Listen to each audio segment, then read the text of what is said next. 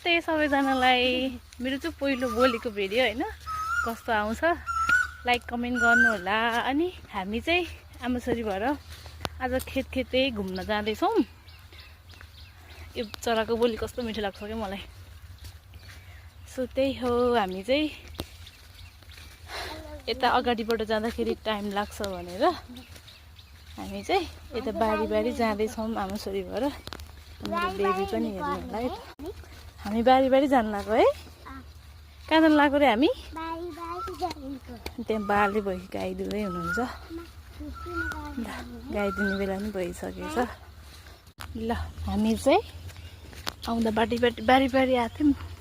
हामी रोडमा आइपुग्यौँ। छोटो मिठो बाटो चोकमा वहाँ गाडी गुडेछ। हाम्रो मैया लोडिन्छ नानी। तिमी के गर्न लाग्यो छोरी? के रे? फिस लिन? फिस खान मन लाग्यो।